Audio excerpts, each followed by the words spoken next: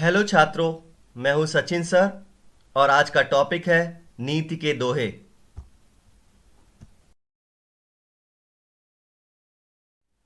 नीति के दोहे, इसके कवि हैं रहीमदास जी। तो इनका परिचय देखते हैं हम। रहीमदास जी का जन्म 17 दिसंबर 1556 को हुआ था। इनका पूरा नाम अब्दुल रहीम खान खाना था। इनके पिता का नाम बैरम खान था। ये अकबर के दरबार कवि थे। ये संस्कृत, अरबी तथा फारसी के कवि थे।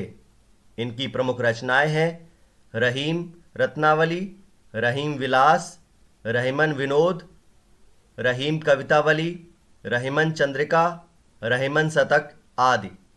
रहीमदास जी का निधन 1 अक्टूबर 1627 को हो गया।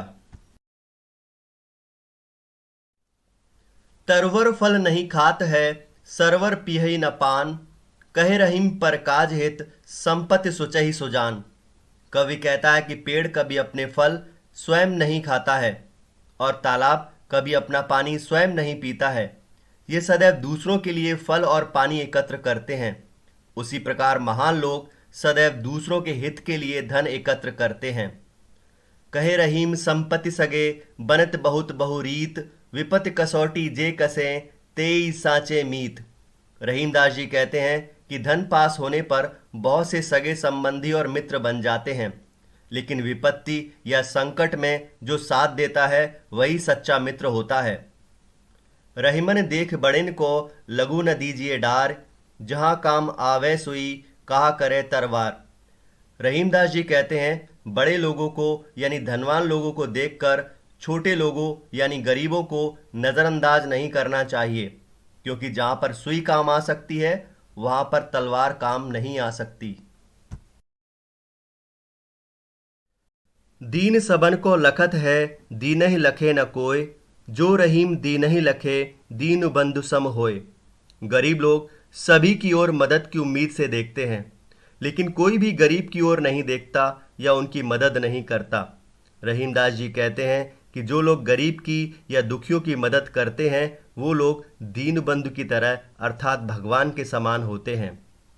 खीरा को मुंह काट के मलियत नौन लगाए, रहीमन करुए मुखन की, चाहिए यही सजाए। खीरा का मुंह काट कर उस पर नमक लगाया जाता है, इस तरह उसकी कड़वाहट दूर की जाती है। रहीमदास जी कहते हैं कि कड़वे मुख वाले या कड़वा बोलने वाले लोगों की सजा भी ऐसी ही होनी चाहिए। जो रहीम उत्तम प्रकृति का कर सकत कुसंग, चंदन विष व्यापत नहीं, लपटे रहत भुजंग।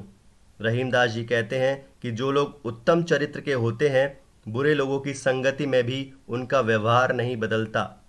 चंदन के वृक्ष पर जहरीले सांप लिपटे रहते हैं, लेकिन फिर भी चंदन पर उनके जहर का कोई फर्क नहीं पड़ता। उनकी शीतलता और सुगंध कम नहीं होती है। बिगड़ी बात बने नहीं, लाख करो किन कोय, रहमन बिगर दूध को, भते न माखन होय। मनुष्य को सोच समझकर व्यवहार करना चाहिए, क्योंकि बात बिगड़ जाने पर उस बात को बनाना कठिन होता है। जिस प्रकार दूध के फट जाने पर उसे कितना ही मथ लें उससे मक्खन नहीं निकाला जा सकता है। रहमन विपदा हूँ भली, जो थोड़े दिन होए, हित अनहित या जगत में, जान परत सब कोय। रहीमदास जी कहते हैं थोड़े दिनों का संकट आना भी अच्छा होता है, क्योंकि विपत्ति के समय में ही जाना जा सकता है कि आपका कौन हितैषी है और कौन नहीं है। रहमन वे नर मर चुके, जे कहूँ मांगन जाहें, उनसे पहले वे मुए, जिनके मुख निकसत नाहें। रहीमदास जी कहते हैं कि वो लोग जो दूसरों के सामने हाथ फैलाते हैं वो मृतक के समान हैं, मरे हुए हैं, और उन लोगों से पहले वो मरे हुए हैं जो किसी के मांगने पर साफ इनकार कर देते हैं। प्रश्नों के उत्तर एक वाक्य में। रहीम के अनुसार संपत्ति का क्या महत्व है? रहीम के अनुसार संपत्ति का यह महत्व है कि उससे दूसरों का भला हो। छोटों का तिरस्कार क्यों नहीं करना चाहिए? हमें छोटों का तिरस्कार नहीं करना चाहिए, क्योंकि जिस काम को वे कर सकते हैं उसे बड़े नहीं कर सकते हैं। सुई का काम कौन नहीं कर सकता है? सुई का काम तलवार नहीं कर सकती है। उत्तम प्रवृत्ति का क्या लक्षण है? उत्तम प्रवृत्ति का यह लक्षण है कि बुराई के बीच रहकर भी अपनी अच्छाई नहीं छोड़ती है। मांगने के बारे में रहीम क्या कहते हैं? रहीम जी कहते हैं कि मांगना मृत्यु के समान होता है। प्रश्नों के उत्तर 2-3 वाक्यों में। विपदा के बारे में रहीम क्या कहते हैं? रहीम जी कहते हैं कि थोड़े समय के लिए आई हुई विपदा बुरी नहीं है, क्योंकि विपदा के समय में ही पता चलता है कि कौन अपना है और कौन पराया है। विपत्ति रूपी कसौटी कैसी है? विपत्ति असली और नकली की पहचान करा देती है। इसी प्रकार विपत्ति के समय सच्चे और झूठे मित्रों का पता चल जाता है। सुई और तलवार का उदाहरण देकर कवि क्या कहना चाहता है? कवि कहना चाहता है कि हर वस्तु का अपना महत्व होता है। सुई का काम सिलना होता है, लेकिन उसके काम को तलवार नहीं कर सकती है। दीनबंधु के समान किसे बताया गया है?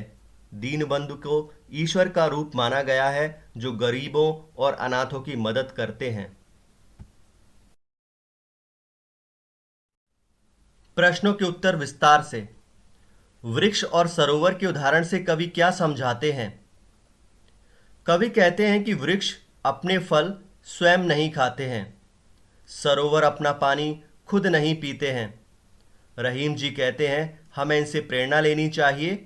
अपनी जमा की गई धन संपत्ति का उपयोग हमें केवल अपने लिए ही नहीं बल्कि दूसरों के लिए भी करना चाहिए। रहीम कड़वे मुख वाले मनुष्य की प्रवृत्ति को कैसे समझाते हैं? रहीम कहते हैं कि खीरा में कड़वापन होता है। कुछ लोगों की जबान कड़वी होती है, वे हमेशा कड़वे बोल ही बोलते हैं।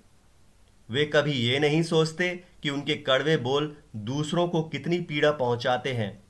जिस प्रकार खीरा का कड़वापन दूर करने के लिए उसके मुंह को काटकर उस पर नमक लगाया जाता है, उसी प्रकार इन कड़वी जबान वालों को भी सुधारने के लिए सजा मिलनी चाहिए। लाख प्रयत्न करने पर बिगड़ी हुई बात नहीं बनती, ऐसा रहीम कैसे उदाहरण से समझाते हैं? किसी कारण से बात बिगड़ने पर उसे सुधारना कठिन होता है। इसे समझाने के लिए रहीम जी ने फटे दूध का उदाहरण दिया है। फटे हुए दूध से जमाए गए दही में मक्खन बनाने की शक्ति समाप्त हो जाती है। फिर उसे कितना भी मथा जाए, उसमें से मक्खन नहीं निकलता है। बिगड़ी हुई बात फटे हुए दूध जैसी होती है। उसे सुधारने के लिए कितने ही प्रयत्न किए जाएं, लेकिन वह सुधरती नहीं है। आशय स्पष्ट कीजिए। रहीमन देख बड़िन को लघु न दीजिए डार। भावार्थ: लोग प्राय बड़ों को महत्व देते हैं। समाज में धनी लोगों का आदर सत्कार होता है। गरीबों को उपेक्षा या अनादर की दृष्टि से देखा जाता है। गरीब लोगों का काम भी कम महत्वपूर्ण नहीं होता। किसान, मजदूर तथा छोटे काम करने वाले देश की बहुमूल्य सेवा करते हैं, उतने बड़े लोग नहीं करते हैं। इसलिए हमें बड़ों के साथ साथ छोटों का भी सम्मान करना चाहिए। चंदन विष व्यापत नहीं, लपटे रहत भुजंग। भावार्थ: चंदन के पेड़ पर सांप लिपटे रहते हैं, इसके बावजूद चंदन के पेड़ पर कभी उनके विष का प्रभाव नहीं पड़ता। सांपों के लिपटे रहने पर उसकी सुगंध और शीतलता पर कोई असर नहीं पड़ता है। इसी प्रकार उत्तम प्रकृति के लोग बुरे लोगों के साथ रहकर भी अपने उत्तम स्वभाव को नहीं छोड़ते हैं। वे अपने गुणों से दूसरों को लाभ पहुंचाते हैं। अगर आपको ये वीडियो पसंद आया हो तो शेयर और लाइक करना मत भूलिए। Thank you.